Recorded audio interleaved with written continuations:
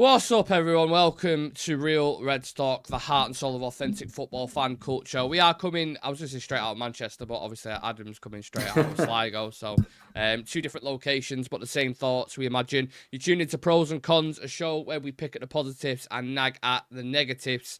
Another fantastic game for the neutrals, yet again, you would say. Not so great for us, Adam. A lot of concerning things, which we are definitely going to dive into. But now the dust has settled, do you feel any different or just as pissed off? Probably just as pissed off, if I'm being honest. When I know we're going to get into it, but the amount of negatives from last night, and it's repetitive, the same mistakes every time it is. And apparently there's new things now, new negatives to look at as well. And it just feels like it's not going to end. But I don't know why, but it kind of feels like the beginning of the end. It kind of does now. Yeah. It feels like this could be a big next week, 7 days, you could argue. Yeah, absolutely. Yeah, it feels like a walking dead man, doesn't it? Is that the right saying? I don't feel that's the dead man right walking. Saying. Dead man walking, a walking dead man. Fucking hell. It's gonna be a long one. It's gonna be a long one. But yeah, it does feel like the nail in the coffin. The Villa game feels like you're almost walking to your own execution, doesn't it? In that sense, because we played them at Villa Park. They've just beat Bayern Munich in the Champions League. I mean, we will have the preview for it tonight, but that seems like a very daunting game, doesn't it? It does. It's a big ask there after just beating Bayern Munich, and we threw a 2-goal lead away to Porto in the Europa League. And it kind of just goes to show, where we are right now. Even like Villa, I don't know if it's a pressure thing where maybe Unai Emery hasn't had as much pressure as he would at a big club, but he's come in and look what he's done to them. He's brought them from just above the relegation zone to up in the Champions League, beating Bayern Munich. It's unheard of in such a short period of time. And I think he's you could argue, would he be on a list for United? I think he's a really, really good manager. He is. He gets the best out of his players, and he's a really good tactician. The only maybe saving grace is Ten Hag has the blueprint to beat him because he knows he's bet him, I think, is it 3 out of 4 times? Yeah, we got a really good record against Villa, actually. I was looking at it, and I'll save the stats again for the preview, but yeah, we've done really well against him, which is, I don't know if that's a good thing for us or, it's, I don't know. I can't take those kind of stats into consideration for me personally, just because I've watched us play. I mean, last night, all over the place. It was like, when you pass your pad to your brother on FIFA or something, and you just, or someone's passed the pad because they just started playing shit. It's like the first 20 minutes, really well, exciting, started off perfectly, scoring a couple of goals, and it's like, right, I'm 2-0 up now. He's given the pad to his brother, and you've gone, do not fuck it up. And he's gone, I promise I won't, He comes back in after he's had his tea, and you're like, what are you doing? It's 2-2 or it's 3-2 to Porto, and they've just completely capitulated. So, yeah, I have no faith in this team whatsoever. But let's just dive into the negatives, Adam, because like I said, there's a lot to dive into. So anyone who's in the chat as well, if you agree, if you disagree, if you have your own spins that you kind of want to put in there, then absolutely, please do go for it. But first up on the agenda, Adam, Lisandro Martinez and Matheus de Ligt. I think this is one of the biggest standouts for me personally. Some may say the worst partnership since Tony Blair and George Bush, but that's what I heard from other people. Lisandro, we need to study or have a conversation about him because he has had a massive drop off, hasn't he? It has, since I suppose the injury that he had about over a year ago. It feels like it kind of took a bit of a killer instinct out of him as well. But I'm a big believer, if you bring someone with such a winning mentality, great mentality, and put them into a negative environment, they're going to get consumed by that. Yeah. And I don't know if it's a case of that happening, but then we've brought in de Ligt as well, who is a winner, who's won the league, I think, pretty much at every club he's gone to. Yeah. And you're thinking, okay, this partnership is going to work, but it just hasn't. Yeah. It hasn't. And after last night's display, you're thinking, what qualities does he have? Okay, he's obviously not great in the air, but this is kind of one of the first few times I've noticed his pace. His pace doesn't seem to be there. He's getting, let's be honest, was Samu was the name of the striker up front? Yeah. Samu, yeah. Okay, he's a bit of a big lad, kind of, Lukaku kind of build. Just you're thinking that he's not going to be a fast player, but he made Lissandro made him look really, really fast. Yeah. And that's not a good thing. So I'm quite worried going into these games, considering you have, Ollie Watkins at the weekend, who... Morgan Rogers as well, Yeah. who's quick and can run through midfields and defences Mhm. like that. You got Duran, who could come off the bench and cause problems physically. That's my biggest worry about Aston Villa, actually, the physical profile. Exactly. That's going to be one of the biggest worries. And you see it with Lissandro, he's been bullied a bit more. I don't know where it's gone wrong for him now this season. And it's just I know he had a really good game in the FA Cup final, but just this season, it seems like all the defense, it just seems so, what's the word, kind of more clustered. They just they don't work as a unit, they don't. Yeah. And he's one of the reasons down to that. Lissandro looks a shadow of himself, doesn't he? I mean, reading situations wrong. He's diving in at times and getting caught. He's getting beat in the air. Laurie Whitwell described it. I was listening to Talk of the Devils this morning, and he described it as like he was running with lead in his boots. And that's what both of them looked like. They had some heavy rocks or something in there that was just kind of slowing them down. You had Delit with a couple of bizarre clearances. Marking wasn't great on the... You look at I think it was the second goal he scored on the cutback, where Sandro's chasing the guy, and then you had that Samu who had an off-the-back movement, kind of dropped off a little bit. Delit didn't follow him, and then they end up scoring. So, I don't know. They don't feel like a good fit together. I don't know how you feel about that. They don't seem like they complement each other. It's a weird one because you think, looking at it on paper, they would complement because they have different strengths. They do different profiles of centre halves, but so far this season it just hasn't worked at all. No. And I genuinely think he's lucky that Euro has that injury, because he'd be probably the one be in the team dropped out of the two. He will be. He's going to walk into the team, even back from injury at this. But then he'll start playing shit. You know, he's only obviously he's had quite a lot of experience for such a young age at Lille, but he is 18 years old. So it's like, do you want to throw him in there when it's almost like, have you ever watched Treasure Island? Do you know the black spot that they get from the Pirates? When we've been marked with, we've just been cursed with any players that come here or any coaches that come here. It's just going to be an absolute career destroyer. And we've been that for the past 10 years. So even if I probably see Euro coming in, looking really bright at start, looking like he did in pre-season, and then inevitably he'll become a part of the broken kind of spirit in this team. Yeah, the rot. I think that'll happen. So Lissandro Delit is something I wanted to discuss. On to the next one, Adam. Another game, another red card for Bruno Fernandes. Look, you can discuss this or go about this whichever way you want, but for the second time in a row, he gets sent off, which I don't know if that's a first for players in general. We was talking about it last night, wasn't we? Another bad decision. It makes you question, why is VAR there, right? Yeah, it is a good point, because you've seen, at the weekend, and they get sent off against Spurs, and then they've overruled that. They have now. It's been taken away, and he's fit to play now. But what is the point of VAR? It feels like they don't want to, I suppose, change to the on-field decision unless they extremely have to. But it's gotten to the point where they're not even doing that when they should be. They can clearly see there's no contact. Yeah. And at that point, for me, I genuinely think someone who goes down holding their head when it hasn't been touched, it should be simulation. I said this last night. Honestly. Yeah, and Maddison done the exact same at the weekend too. He did. Again. And I don't know if it's a rule change that has to come in, but you have to look at it too. That he was on a yellow card already. He was. And you have to kind of think, okay, instinctively you're going to kind of throw a boot at it, but you have to have it in your head too that, okay, this could come across as a high boot. I have to watch. It's almost like a second thought. You don't see many, I suppose, players do that sort of thing. I don't know if it's a case of when things go wrong, he seems to kind of lose the plot a bit. He seems to get annoyed, and then a lot of pressure gets thrown on him because he's the captain. He's trying to bail us out, but it hasn't worked out at all this season as well. Whenever when he's just gotten to that moaning kind of, what sort of stage would you call it? He lashes out, and he doesn't need to.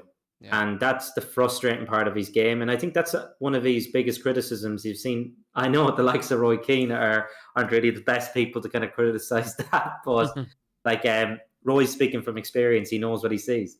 And Bruno, again, doing that. You should have it in your head knowing, okay, I can't throw a high boot. But I do think it was the wrong decision as well. Yeah, I think when the BAFTAs come round or the Oscars, that Portuguese defender needs to definitely be considered for an award because that acting performance was right up there.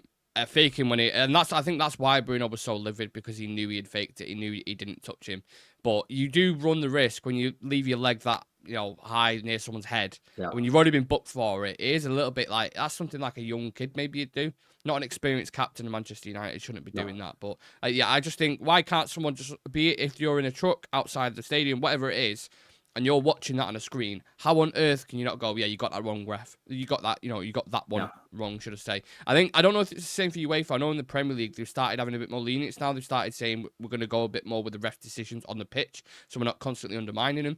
But yeah, you have to get it right. The whole point of this is to get decisions correct. And if you watch that, it is not a red card. So you then communicate with the referee, go and have another look at this for us. Go and have a look at this on the screen and then make a decision. Because I think if you would have saw that again on a replay, he ain't getting a red card. There's no chance he's getting even a yellow. Because there's no way fucking near him. And like you said, the other guy should have been booked for simulation. Yeah. I don't know what it is. Like, what's the point in VAR anymore? Like, you have goal line technology to say that the ball, went in. I understand that. But what's the point in VAR if it's, like, someone made a good point too. Like, if there's a goal, but in the lead up, like, where's the cutoff point in the lead up to say something being offside as well? Because I think Villa's first goal against Bayern Munich was disallowed. Yeah. So these are the kind of margins you're thinking, okay, is it a few seconds? Is it this? How many, I suppose, elements of play has to be involved in the build-up? Like, people have all these questions. What's the point of it? There has to be set rules, and it doesn't seem like they're following the rules, because you look at that and you're thinking, okay, that's not a red. And then I remember, I think, was it the Robbie Savage, after sounding like he smoked? I was about to say, probably 2 packs of cigarettes. Robbie Savage. Yeah. That's what he sounded like. Why on earth? He let him on cold comms. And when he said, he sounds like he's fucking Dot off EastEnders. Like, to get someone else in, surely. Yeah. I mean, Robbie Savage I don't think he's a great commentator anyway, but you can bring him on with half a throat. I'm like, what? And that should have been on the negatives as well. I should have included that. But yeah, I think, a moment like that in isolation, I mean, it doesn't really matter in the grand scheme of things, because I think we probably would have drew the game anyway or lost it. But for that to happen to Bruno, again, it's like we've just got no luck at the moment at all. No. It feels like the start of last season, decisions kind of going against us. And that's what I'm worried about, because when things, I suppose, when it rains, it pours, and it feels like it's going to come like that. Everything feels like it's against us right now. It does.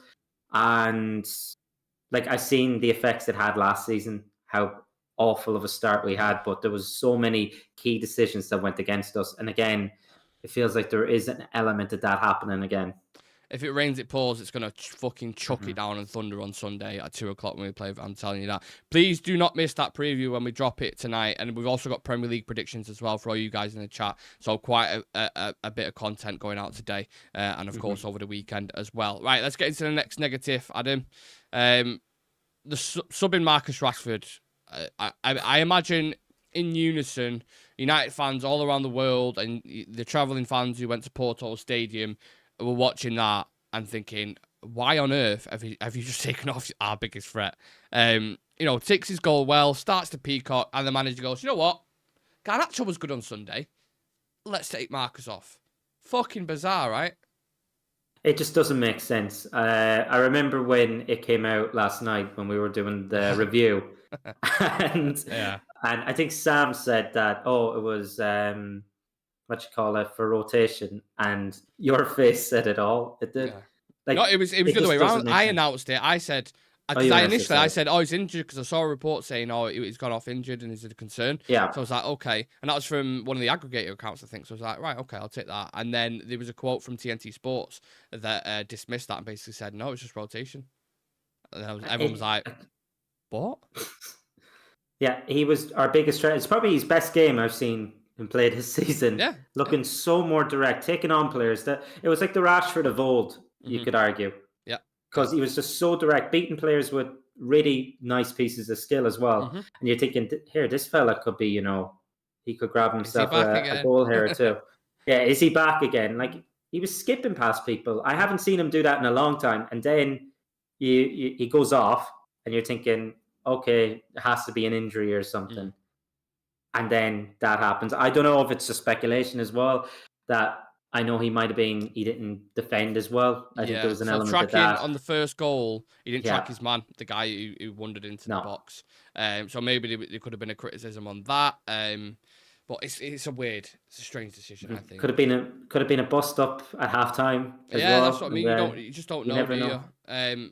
I think people will back a decision if there's logic behind it. If we can see it as fans, okay, they brought him off. We can see why he's done that. He's having a poor game. Give Garnacho a chance. I think we would have said the same if he had brought Ahmad off and brought Garnacho on. I think we would have agreed that okay, yeah, Ahmad was really quiet. Garnacho looked sharp in his last game. That makes sense. Garnacho on the right, Rashford on the left, and then he takes Rashford off. You have to question that as a manager and in-game management. It's so bizarre. He keeps getting his stuff wrong.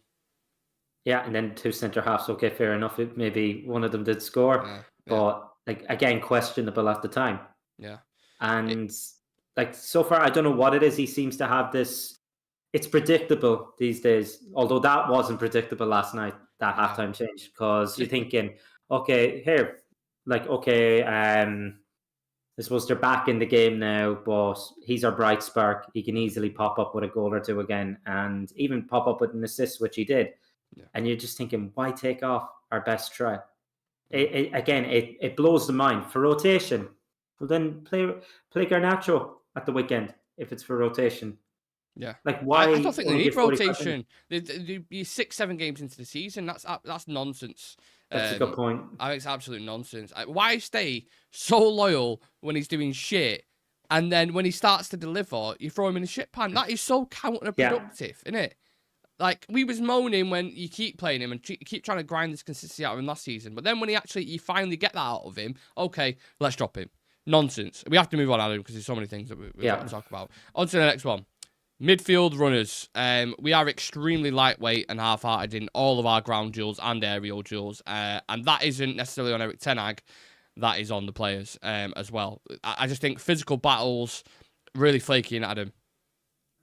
Yeah, but you're even seeing it with Casemiro. He's getting pushed off the ball, and this fella's meant to be quite, a muscular kind of build. He lost quite a lot of weight, didn't he, over the summer? It seems like, anyway, to kind of glide quicker across the pitch. But then he's lost his. Yeah, I don't know if it's a case of he's only allowed to eat when we win, because he must. He must be fucking starving then, if that's the case. But it seems like he's half the player he used to be. Yeah. Like, I know, was it last year he came back and everyone was like criticizing he looked a bit overweight. But this year he just looks severely underweight. He looks malnourished, honestly. And I'm not having a go at him here, but like, he's lost a good chunk of muscle. It feels like he's being pushed off the ball by people half his size. It happened in the Liverpool game. And it happened again last night. It did, and it's something I did notice.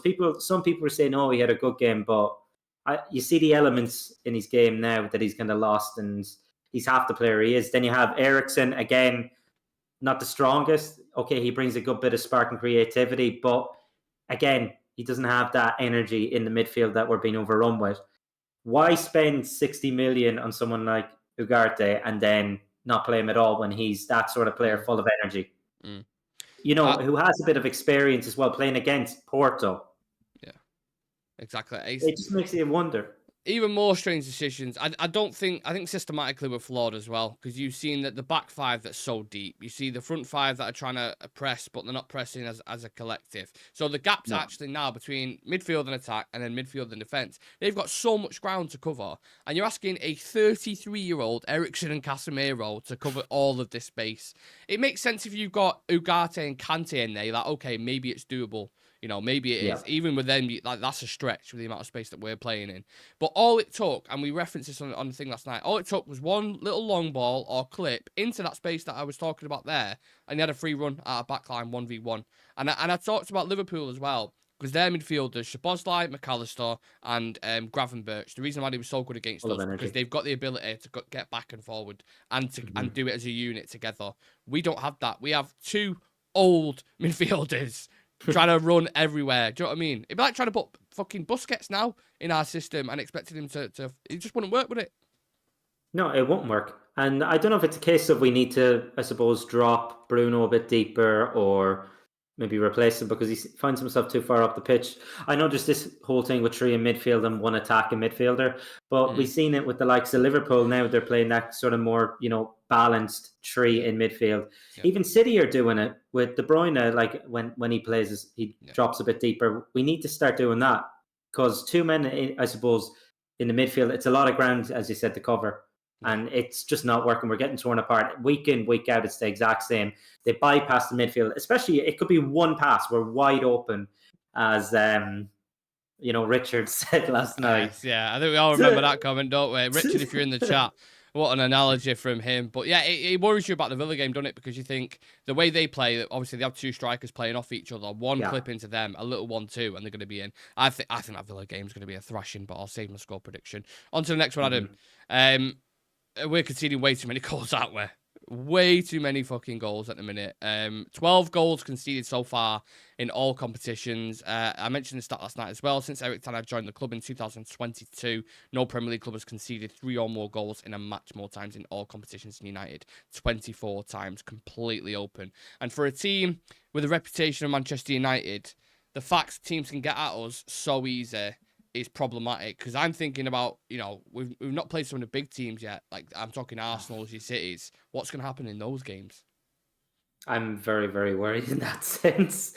Yeah. Particularly with, I suppose, a Haaland, he's going to be licking his lips. I know we've seen it where we can grind the result out there, but we come up against Tottenham, who I know, like, Ange has them playing a certain way, sort of. They have a bit more positives, but let's be realistic. It's Tottenham, it's Spurs, and we lose 3-0 at home, and we didn't look good at all. And the same in the Liverpool game, and it's the exact same, I suppose, areas every week in, week out. We make the exact same mistakes we do, and I don't know why the manager's the last to see it. And the midfield isn't helping the defense, and the defense is just all over the place, and it's constant bombardment. It is, and it doesn't seem to be. I know we conceded from, I suppose, 2 crosses last night, but playing through the middle on the ground, we seem to be losing we can't intercept the ball. Like when you have your 2 midfielders so, I suppose, torn apart, like there's no way they can intercept the ball. So it's, once again, we're kind of back at the point of, here we are conceding goals. Goalkeeper, I suppose, I know it's not, you'd argue it's not really his fault for conceding them. Yeah. He's actually probably one of the better players this season, but we're not helping him at all. The defense isn't helping him. The midfield isn't helping him. And for us to be on that such of a bad run, like, you're talking relegation team. Yeah, well, I think. And has anything improved? Are we 14th in the league at the moment, I think? And they're going to lose to Villa. They're going to lose to Villa. So you are really getting right down there. And that's why I think international break, I think, is gone. But you touched on conceding crosses there, and that was another one of the negatives that I had. I think that was another thing that I was like, how are we letting so many go into the box? Like, you seemed happy for just let him have it and keep putting it in. Yeah. And maybe, I don't know if he was kind of relying on, or they thought, De Ligt will manage it, or for some reason Lisandro will manage it, which just did not work out at all. It's hard to tell if it was like a tactical decision from Ten Hag. Maybe he thought, we'll just deal with him. We'll be fine. We don't have to worry about him. Or it was the other way, where Porto was overloading those wide areas so much because our wing backs were drifting into like midfield. You had Dalot drifting, and they just targeted that area. But that was one thing that was really, really evident, which they just really hurt us on those wings, didn't they? Most of the goals came from there. And that's the worry. You have, I suppose, he's a bit of a target man up front. The Samu guy, sorry. Samu, yeah. And like big in the air, really good at winning the ball. And why are you giving them the opportunity to cross the ball? And as you pointed out, I don't know if it's a case of the inverted fullbacks pushing into midfield, where they were exposing. It seems like Lisandro can't deal with that. Like he can't cover that kind of space. Not great at defending wide channels, is there? I think that's everything. No, he isn't. Which is something Euro is really good at. So that's something I could possibly see Lisandro being dropped for.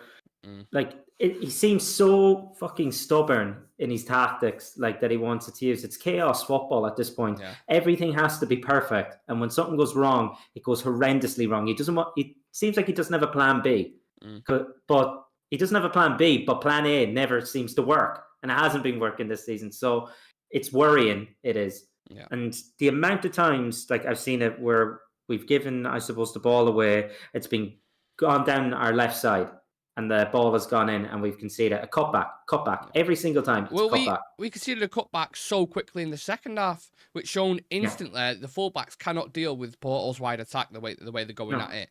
And it looks more and more. You can see it in the first minute. Within the first minute. From minute one, minute one, you saw it, and you're like, they're going to get a lot of joy down that side, and it happened. I think every goal came from that side for them. And this leads into the last negative, and we'll talk about a couple of positives. The lack of instruction on the pitch is one of the most, if not the most worrying thing for me, Adam. I think more than anything, the players just seem completely lost. Once a moment in a game happens and it goes the other way, it just feels like they don't either understand or maybe they don't have a backup option. And then opponents look at it, they smell blood, and they kill us, don't they? And that's why we concede so many goals, like one after the other, in quick, I suppose, what would the word be? Concession? We can see just rapid, and we've seen it against, I think it's a mentality issue as well, but instructions, they don't know how to react when something isn't going their way, and the pressure just piles on them. I don't know what it is. I think it has to stem from the manager, because you have players who have come in, who've played at these big clubs, who know how to hold on to a lead, who've worked under multiple managers, and it never happened. So it has to come from the manager. He doesn't know how to get, I suppose, a tune out of them when things aren't going their way. And we said it, when it rains, it pours, and we concede so many. I think the game that summed that up last season was that Chelsea game. How we went in winning, was a 3-2 in the 90th minute, and we somehow lose 4-3.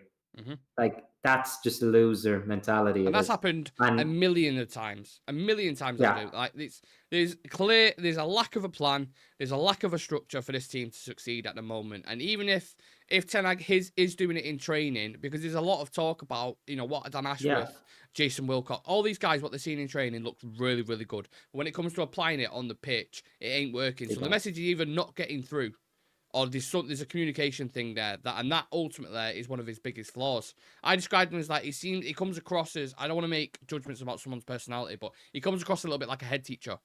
And I was saying this to Chiv the other day, like, are you more likely to listen to someone like a Rude who has that relationship with you and knows how it is, like the scrutiny as a player and stuff? Are you gonna listen to someone more like that, or are you gonna listen to someone who's like so stubborn in his ways and such like a teacher where he's like, no, this is the standards, you have to do it. But we're like, yeah, but we're losing 4-0. What do you mean? Like, we need to pivot and do. No, this is what we have to do. These are the demands. Keep going. You wouldn't listen to someone like that because you think he's a fucking bar now. You think he's crazy as fuck. Exactly. You're not going to follow that sort of direction. Someone who, and let's be honest, the players, I suppose, can see it. They see it, and they just can't apply. I don't know if it's the instructions that he wants, but the instructions aren't working, and I think it feels like a case of they know it's the end. Do you think it's gone? And they just don't. I think by right, I think Ineos are probably looking at options now. Who? I say they will. I don't know if it's Super Tommy Tuchel or. But he would be, like, him coming in now. He could do a job, right? No, I don't genuinely think he could. Do you remember Lampard with Chelsea at the time, and then he came in? Yep. And he completely transformed it. They won the Champions League. Yeah, they beat the first game. I remember it because when he came in, I was like, right, I'm going to watch this game because Chelsea had been so open under Lampard. Yeah. Conceding so many goals like we are at the moment. He came in around the December period, I want to say, played Wolves. It was a 1-0 win, but Wolves didn't have a sniff. Literally didn't get anywhere near the goal. And just showed them up. And I think we need something like that. We do, and I don't know if it's a case of people saying, "Oh, he doesn't really play this way that we like." When have we played a certain way in the last decade? Yeah, like I'll take anything at this point. Yeah. We want to win, but you want to see a philosophy on the pitch, and we haven't seen that. As much as we hate on Van Gaal, the football he played, and how the pressing, it was probably the worst football I watched, but there was a clear identity there. Yeah. At least and we don't have an identity. You knew, We don't have an identity now after 3 years, and I've been a big backer of the manager too. I remember he was my first choice after Ollie, and I genuinely didn't see it going this way, because when you saw a Ten Hag team, particularly with Ajax, They had an identity. They worked. Yeah. No, it was not. And he said that he can't. I think that the damning comment was he can't play that way at Man United. So he's tried to, I suppose, reinvent the wheel he has. And it's impossible. Like, I don't know why you're taking this mentality.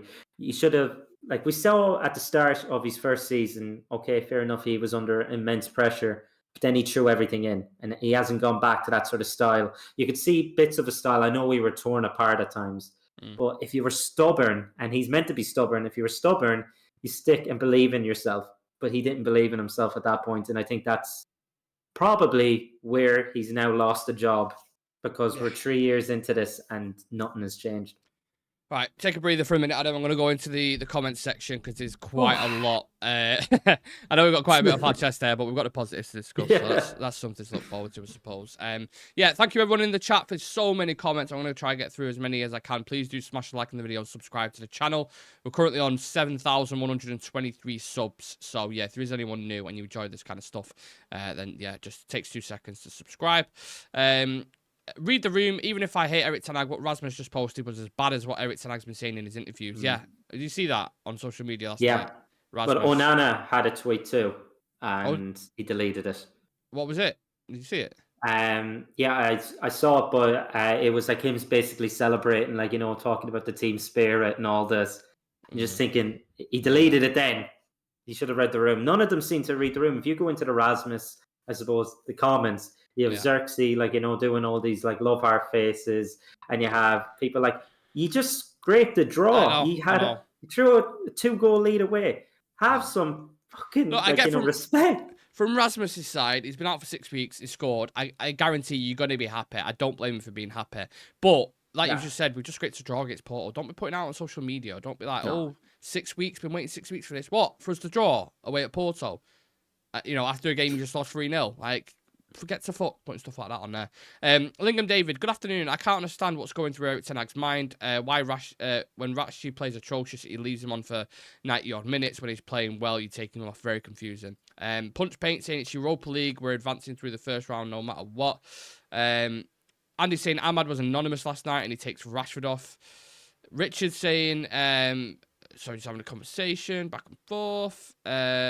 Elite baller, your planet Faz. Oh my god, don't talk to me about that guy. Do not speak to me about that guy. Cannot fucking stand him. I saw a clip on him on Saeed's stream last night. Honestly, it's just the most embarrassing, cringy thing I've ever watched in my life, but each to their own, I suppose. We don't have a left back, Lissandro. God help him. Rashford was a massive danger to Porto last night. It should not have been subbed. So many comments. The reason why I stay away from this channel in the chat is people are more interested in their egos and opinions and want to sound cool and insult each other. Well, I'm sure you feel that way, Macmillan, but we try to be as balanced as possible from our perspective at least. But you're always going to get people like that in the chat anyway. So, anyway, people are unhappy and it always spouts into an argument. But anyway, let's go back to let's bring positives into it because there's a lot of negativity in the chat, and I don't blame people for feeling the way they do. But yeah, it is what it is. Right. I always go to say Amadou Onana. I'm not going to say it this time. Andre Onana. I think in both games, Adam, with Bruno Fernandes being sent off in a row, you'd probably be forgiven for thinking our entire squad has been performing absolutely dog shit. But Onana, for me at least, has been an exception despite what Mark Goldbridge says. Yeah, I don't know where he's having this pile on of, like when you have, okay, he does have the biggest fan channel out there. Like what he puts out, people listen to. Like, particularly the younger generation, they're more so attracted to that sort of thing. As well, I think. Exactly. Yeah. So he can fuel an agenda, and you've seen that with the whole. I suppose like he has this anti-Rashford thing as well going at the moment as well, because since he spoke out about the channel, I don't know why or how you can look at that game and then I suppose constantly push hate out on Onana. He's pulled us. He's probably saved us from spankings. I know we've had spankings 3-0, but I'm telling you, I said it last night, 5-6-0 goes down in the history books. 3-0 you may forget later in the year, but 5-6-0 it'll haunt you. Like I remember the days, like even under Sir Alex, like losing 6-1 to City, that still haunts you. It does. You still kind of have that thought in your head. You do, and I'm sure Arsenal fans are the exact same when we won 8-2. Yeah, you remember them. The history books remembers them, and he has prevented us from, I suppose, putting more embarrassing results in. And it was one of my biggest complaints was I can't remember the last time we had a positive goal difference, but hopefully by the end of the season, maybe a few of the things he's saved will actually get us into the positive goal difference area. He's stood up now this season under a lot of criticism, I suppose, last season. Like, okay, Champions League, he had an awful, I suppose, run. Saved the penalty, he had very highs, very, I suppose, low lows.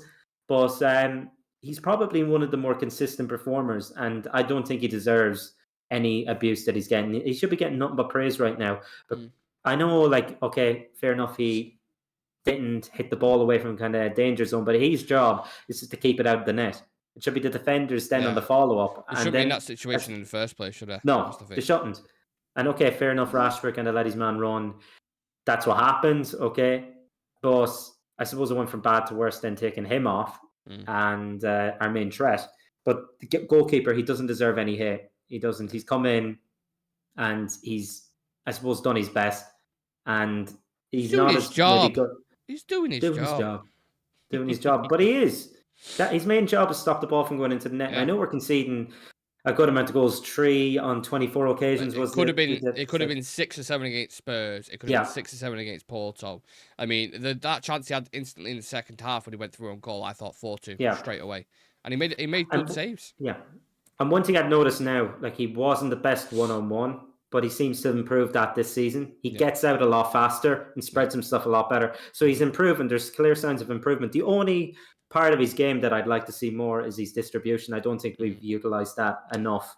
Like, I remember watching short distribution. I'd agree with. I think some of his long passing yesterday was really. I think one of our goals came from it. Actually, I'm sure he drilled it into Bruno or someone in the midfield. They did a flick on it, went out wide, and we scored. That was Erasmus, was it? Yeah. So long balls, like over the top and drilling it through the middle. He's actually all right. I think 8 out of 12 he completed last night. But short distribution and starting, I think, is a little bit concerning at times.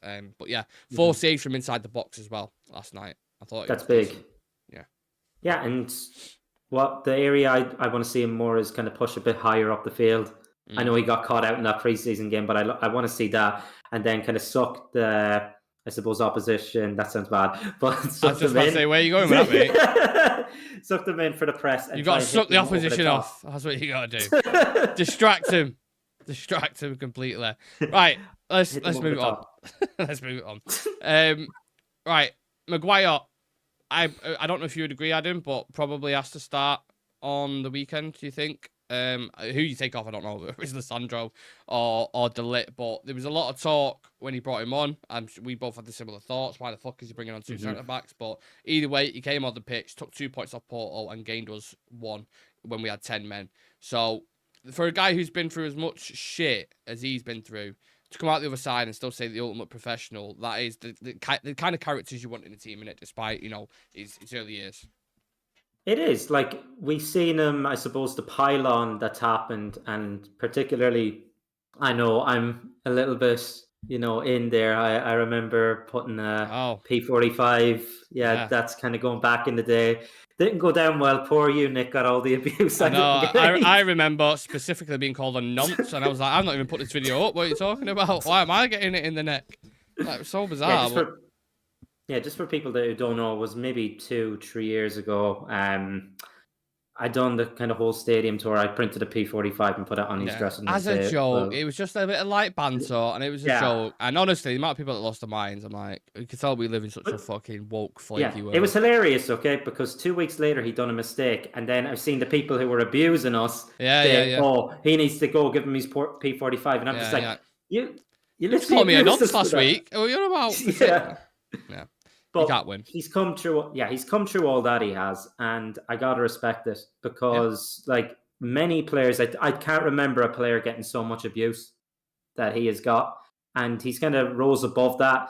And when he comes in, he plays consistently well. I can't remember the last time he's dropped a stinker, and I remember it was a case of he did give away the ball and was at fault for many goals. I remember we had a count for a while.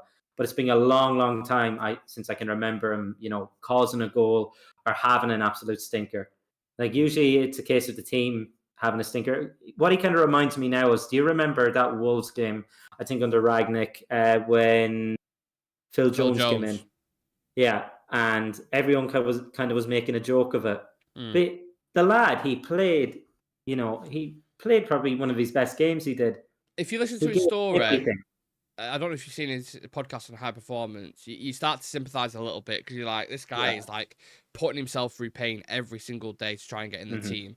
And he mentioned something about someone came up to him like a United fan and he said, "Shame about your career," or something. And he was like, "What?" It's like most people in reality would, kill to be in his position. When he first came into the team, Fergie was calling him saying, could be one of the best centre backs that United have had. And he had good moments, he won stuff, he won quite a lot of stuff. But injuries, kind of deterred him. With Maguire, like you said, it is social media, it is the abuse from other fans. It has been situations which hasn't helped him either. Like, was it I don't know where it was, in Greece? Like, all that kind of stuff added pressure onto it as well. But look, it's showing fight. Showing character, that's all you can ask for from a former captain. Although it doesn't help when you have big fan channels kind of, I suppose, speaking constantly negative, fueling an agenda, particularly that one big one, and that's not helping at all. No. Right, on to the next one. Speaking about agendas and stuff, Marcus Rashford looked really sharp today. I know we've kind of glossed over this already, but I felt like it had to be in the positives because it does feel like he's getting back to himself, beating his man, not thinking too much, got another goal, maybe could have had another one on top of that as well. The Ten Hag thing we've spoken about, so we don't need to talk about that, but hopefully this Villa game coming up against Konsa, potentially at right back, he's the one who's you're looking for, almost becoming a talisman again. I don't know if that's a stretch. No, was it Ten Hag's first season, did he hit the 30 goal mark? 30 goals, yeah. Yeah, and that was the first player, I think, since Van Persie to do that. And we've had some big names. I know Zlatan probably would have hit it if it weren't for the injury. But the guy, he has the qualities there. We've seen it. He's stood up many times, in big pressure, I suppose, moments. He's popped up with key goals against the likes of City, Arsenal, Liverpool in particular. And he has it there. I don't know if it's just in the last year, maybe 18 months, things just haven't gone his way, and he seems to have lost that. He seems to have lost that appetite. But last night, what I could see were signs that he had that appetite to actually score, and I haven't seen that from him for a while.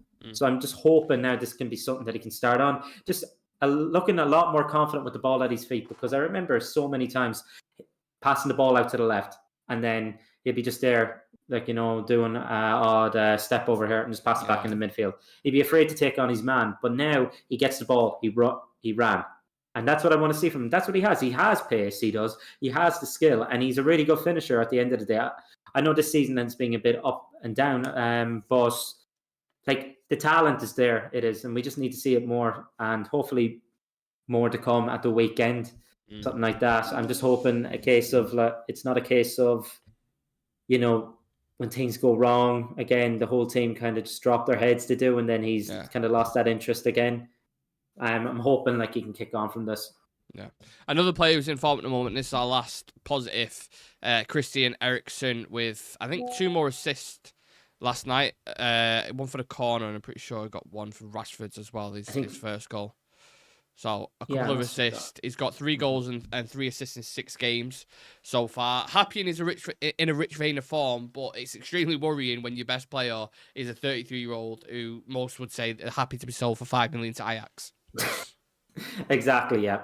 You're relying on this player in, I suppose. I think the Europa League now is going to be very significant. So we're relying on a player, as you said, we would have taken 5 million off Ajax for who Ajax said is probably too much.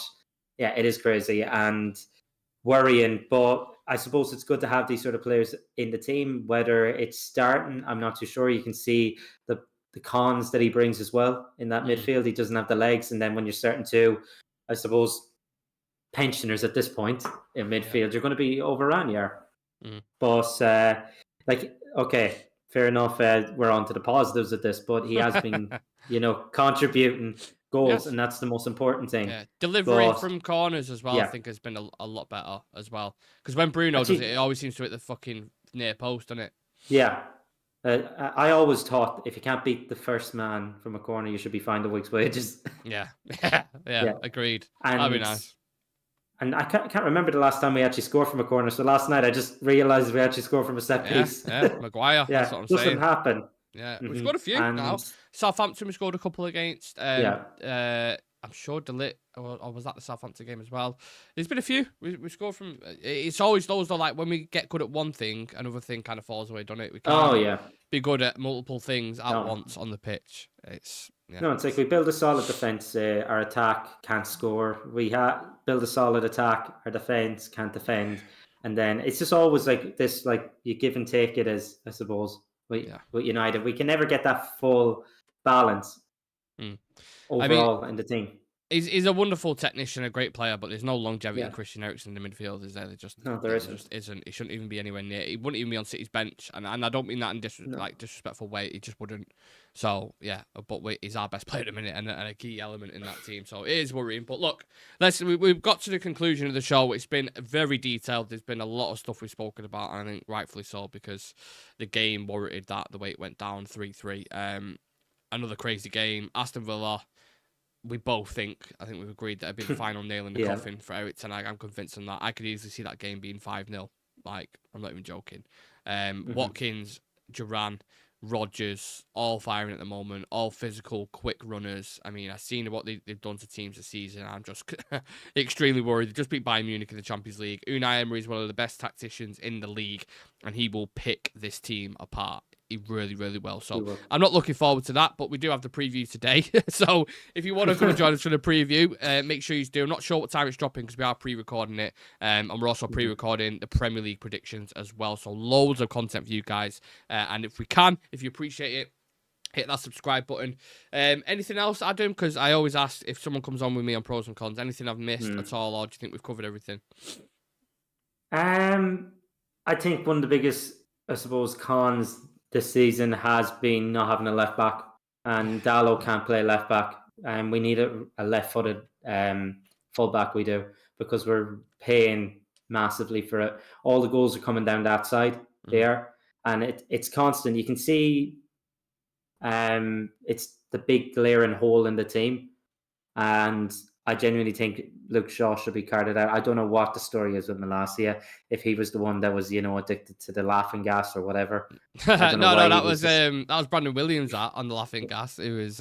Wasn't there another player, I think, that came out? Yeah, there was, that they were talking about addiction. They were meant to be addicted to it. Oh, really? Oh, no, that was last season, and how we went into therapy. Okay, I'm not going to mock someone's thing, but yeah.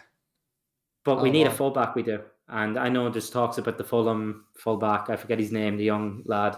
But we need someone, we do. It makes you think, why did we get rid of Reguilon? Like, also, why did you say it like a Frenchman eating his dinner? Oh, I did. Reguilon. Why did we get rid of Reguilon? Left back. No idea. Left back, I absolutely agree with that. It has been a continuous. I'm just tired of mentioning it because it's been an issue for so long. I'm just like, ugh. We do need one. We need a natural left footer back there. There's no doubt about that. Zayad is saying people aren't taking into account sacking Ten Hag is a financial decision as well, because obviously it's going to cost 17 million to do it. Saying that Ten Hag beaten Emery 4 or 5 times, he might have done, but if you think United are going to beat Villa this weekend, I think you're more deluded than the majority of people. I really do. Morgan's Daneland says you can never get togetherness when you have a manager that treats players with such great difference. People going back and forth on United as well, which is, look, it's all about opinion. It's all about, a difference in the fan base, but it does divide us when we have performances like last night and the one against Spurs and the one against. I don't see any other way out for Erik Ten Hag at the moment. But no, let's see what happens. Let's see. Thank you very much, Adam. The thing, it always happens. It always happens. I was just going to say, it always happens when he's under pressure. He grinds out a result. Yeah. So will we see that? I don't know. I think it's better to just end things, even if it was a win, just end things over the international break and bring someone else in. I think we need change now. And it's pushed me to the edge of it because I was one of the biggest backers, even when things were going bad. Yeah. But I can't see things getting worse. It feels like the end is of Ollie, the end is of Mourinho. It's getting to that vibe. It's getting toxic again. It is. Yeah. And I can't see it improving, especially with the reports that the dressing room door didn't open at all. How long after, like, full time? It was like nearly an hour. So you don't know what's happening behind the scenes. I think it's going to be a bit of a shit show, and Ineos are, of course, going to see that. So they have the big decision to make to do, and I just hope they make the right one. Well, tune in. We've got the preview later on. Make sure you check that out, and we want to hear all your team predictions, score predictions, and thoughts on that game. But for now, we're going to leave it at that. This has been Pros and Cons, and me and Adam